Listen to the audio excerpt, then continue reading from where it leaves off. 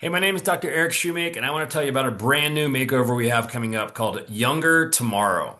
And really, the whole idea behind this is aging isn't inevitable. It's a process that you can slow and even reverse. There's so many millions and billions of dollars being spent on longevity and anti-aging serums and creams and everything else. But I want to tell you that the key to slowing and reversing the aging process and feeling younger and looking younger and actually being younger is already inside of your body if you can activate your natural longevity pathways. And that's what this makeover in your Max Living doctor's office is going to be all about. So, as we get into this, I want to really delineate between two different terms. One of them is called health span, and the other is called lifespan. So, most people think of your lifespan as longevity would be increasing your lifespan, but that's not really what we want. If you live to be 90, but you use up all of your health by the time you're 70 and you're sick and fighting disease and spending all your time at doctor's appointments or in a nursing home from the time you're 70 to 90, that's not life. We want to actually increase your health span, which means the number of years that you're able to do all the things that you love. So it's like the candle burns, flickers, and goes out at the end rather than this slow process of decline, which most people go through, especially in our country. We're great at keeping people alive. We're not great at keeping people healthy. So what we're going to discuss is the things that you can do to keep yourself healthy and actually be younger tomorrow. That's what this is all about. So there's a term called bioage that's really all over the place right now, a brand new cutting edge frontier of science. And bioage is different than your chronological age. So your chronological age, so I'm 51, that's my chronological age, but my bioage is 37.8. So the way I am on the inside, all the way I'm functioning, the way my metabolism is working, the way all of those processes are working, mine's 38 years old. And so when you measure your bio age, which is what you'll be doing, should be doing in your Max Living doctor's office, we can actually show you how to measure your bio age. And you can measure that, and you want your bio age to be younger than your chronological age. So if I'm 51 and my bio age is only 38, I'm doing pretty well. My health span is going to be really good. And so we're going to show you how you can actually check these numbers on a regular basis and see your bio age go down. So if I'm 51 and my bio age is 67, that's not good. And that's a lot of our patients. So what we want to do is teach you how to turn that around and reduce that bio age. So the way to do that is focusing on what we call your metabolism. Okay, so we're going to talk a lot about metabolism. We're going to talk a lot of nutrients and supplements and things that you can do to become younger. But a couple of things that reduce your life expectancy or health span in the United States is what we call metabolic syndrome. So when I talk about metabolism, having a healthy metabolism doesn't just mean being thin. That's really just a small part of it. A healthy metabolism means your body knows exactly what to do with the calories that you take in. It means your brain is healthy. If you have a good metabolism, your brain is healthy, your liver is healthy, your heart is healthy, all of those things. So what we have in our country right now, so tell me if this is you. So this is called metabolic syndrome. So I'm right now, over 90% of American adults have a metabolic disease that is either diagnosed or undiagnosed after the age of 65. That number is about 70% of all American adults have a either diagnosed or undiagnosed metabolic disorder. So there's one called metabolic syndrome or prediabetes you may have heard of before. So these are the criteria. So the first one would be glucose or insulin that's high. So if you've had your A1C measured and it's high, so it's in the pre-diabetic or diabetic range, that's one of these things you can check off. Central adiposity or obesity would be your waist circumference. So if your waist circumference is greater than 40 inches in men or 35 inches in women, that's another thing you check off when it comes to this metabolic syndrome. Dyslipidemia, that's high triglycerides. If your triglycerides are over 150, then that's going to be dyslipidemia.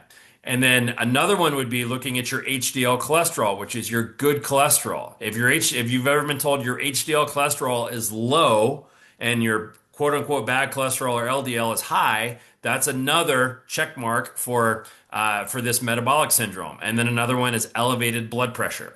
So if that's you, if you have high blood sugar, if you have, a bigger waistline than what I just mentioned, if your triglycerides or bad cholesterol are high or your good cholesterol is low, and you have elevated blood pressure, if you have just three of those things, you have metabolic syndrome. Metabolic syndrome drastically reduces your health span, which means it sets you up for so many diseases like Alzheimer's disease, diabetes, heart disease, stroke, all of those things. These are warning signs. And if this is you, that's a sign that we need to help teach you how to fix your broken metabolism. And that's what we do. And that's what we're going to do at this workshop and this makeover called Younger Tomorrow. Now, you can control your metabolism based on a couple of different things. All right. So if you really want to be thin and have your brain work and feel younger and have more energy, metabolism and hormone are the two main things that you need to focus on. And we are going to discuss in detail at the Younger Tomorrow Makeover how to fix your metabolism and how to balance the most important hormones that you have that keep you young. One of them is called growth hormone. That is the fountain of youth hormone. But those things are determined by three things: exercise, nutrition, and your nervous system. Those are the main drivers of metabolism and balancing your hormones: proper exercise, proper nutrition, and your nervous system. So again, we're going to be teaching you how to move those levers and walk out feeling younger. So if you've tried everything before, if you're like, listen, I've tried the South Beach diet, I've tried the zone diet, I've tried this type of exercise, I've done all these different things, and you haven't been able to lose weight, you're the person that we're talking about. And I'm going to show you in a few minutes how we're going to get to that. And again, this makeover is coming up soon. It's called Younger Tomorrow. So if you haven't registered, make sure you get registered and then bring someone with you. There's so many people that have those issues that I just talked about, or the metabolic syndromes that we just talked about. So the first one that we talked about was exercise, right? So exercise. And people think, well, what type of exercise should I do? Do I need to do CrossFit? Can I just go for a walk? And my answer to that is it really doesn't matter what kind of exercise you're doing, whether it's on the bike or swimming or running or whatever. What matters is the hormones that you stimulate. It's not the calories that you burn, it's the hormones that you stimulate. So if you walk to the gym right now, if you go to the gym and you walk in, you're going to see all the people on the cardio machines, and all of those people are burning calories, but they're not burning fat. So you've probably experienced this before. If you've had a hard time losing weight in the past, you're burning calories, but you're not burning fat. By the way, if you go look at the number of calories you burnt on a treadmill, you would also have burnt calories sitting on the couch at home. That's called your BMR. So it's kind of tricky. You're not actually burning a ton of calories if you're just going and walking on the treadmill. So there's a specific type of exercise called metabolic conditioning that we're going to teach you at this makeover about how to build your anabolic hormones. Those are HGH, testosterone. What do those things do? And that's for men and women. So those things build muscle, they help you burn fat, and they increase your metabolism. The problem is most exercise that you've been taught to do increases what's called catabolic hormones. That would be something called cortisol. Cortisol is your main stress hormone. You don't want more cortisol in your body. But if you just go walk on the treadmill in quote unquote your fat burning zone, guess what you're stimulating? You're stimulating cortisol. So which of these two runners would you rather look like? One of them is as it does the slow exercise on the left, the marathon runner, not a lot of muscle there. That's not a person you want to look like. But the person on the right does exercise that stimulates the anabolic hormones like HGH and testosterone. That's the person I want to look like. But the good news is you don't have to be a world-class sprinter to do this. You can do this in as little as 12 minutes, one time a day, literally 12 minutes. Most people say they don't have the time to exercise. Well, that's what we're going to show you how to do through this metabolic conditioning. If you master it and you do it the right way, you can save a ton of time. And it doesn't matter if you have, arthritis in your joints. You don't have to be able to do Olympic lifts. We're going to show you how you can modify this, whether you're 20 or whether you're 85 years old, you can still do this type of exercise.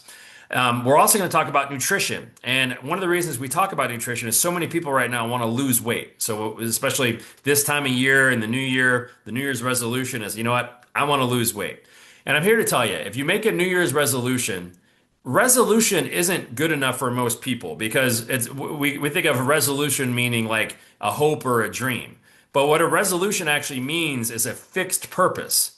Right? So you're actually, when I say I'm going to lose weight, I'm going to lose weight. I'm going to lose 10 pounds. I'm going to lose 15 pounds. Whatever you're going to do, you set your mind to it and you commit to doing it.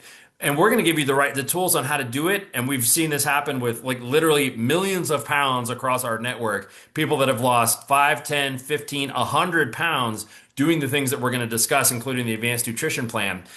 So many people right now want to lose weight now there's this quote, these blockbuster drugs.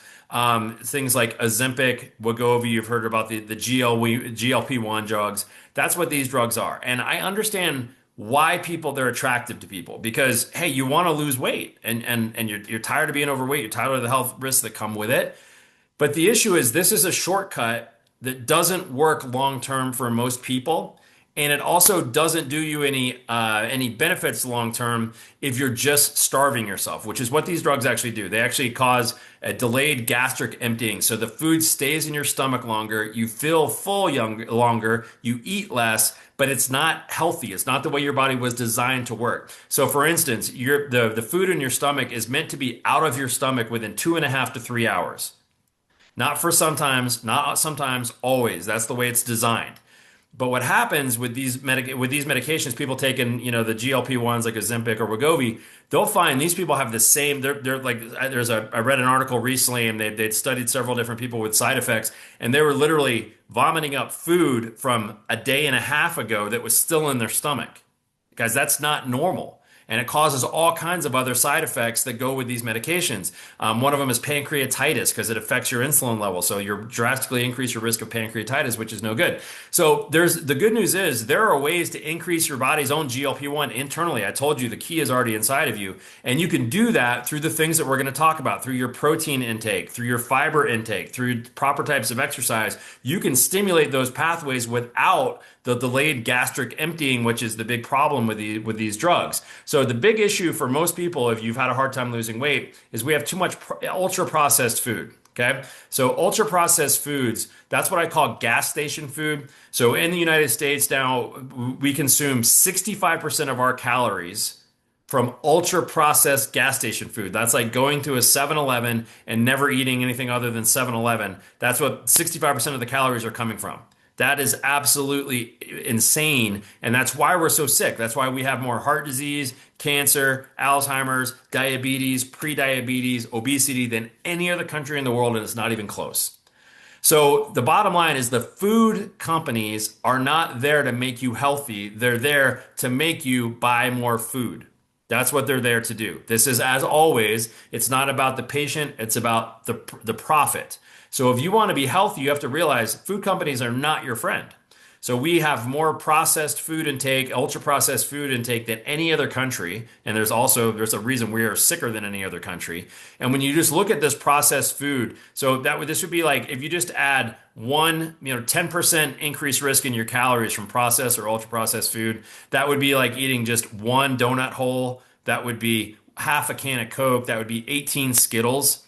That increases your risk of mortality, of dying by 14%. One donut hole increases your risk of dying by 14%. That's how bad this stuff is for you. And the reason there's such a market for Wegovy and all these GLP-1s is because we eat too much processed food. So instead of just treating the symptom, why don't we get to the cause of the problem and stop eating this food that's killing us? And that's what this is all about. One of those foods is sugar. Sugar is one of the main drivers of obesity, of cancer, of dementia and Alzheimer's. And, there's 10 good reasons we're going to teach you on why you want to avoid sugar. It's the number one, source of or cause of obesity, increases acidity in the body. Every disease thrives in an acidic environment. It's the number one source of inflammation. So if you have arthritis or anything, but even more, the biggest reason that people have Alzheimer's is actually inflammation of the brain. That's called type 3 diabetes now because of how sugar affects the brain. It's the reason for high cholesterol. If you have high cholesterol, it's not because of the fat that you eat or the butter that you eat. It's because of the sugar that you eat. It's because it's a reaction to the cholesterol that's made in the liver because of all the sugar that you eat. So all of these things, it affects your hormones, your metabolic imbalance. All of those things are affected by too much sugar. So what we're going to show you is rather than saying, hey, don't eat sugar, we're going to show you what you can eat instead. It doesn't say don't eat sweet. It says don't eat sugar. So I have on a regular basis, like before I filmed this video, I had 2 chocolate chip cookies with no sugar. All right, no sugar at all, no grains actually. They're fantastic for you, and you can get these on the Max Living website. But we're going to show you things like what can you do instead. So it's not just leaving you out there stranded in the middle of the ocean. You can do things like, stevia, monk fruit, erythritol. These are my go-tos that I use all the time. So monk fruit sweetener, I'll sweeten, if I make tea or my wife drinks coffee, we'll do that with Lakanto monk fruit, which has no blood sugar effects. It doesn't cause inflammation. None of the things that we just talked about. There's water enhancers, stevia drops. All of those things are great for you, and they're a great substitute to sugar.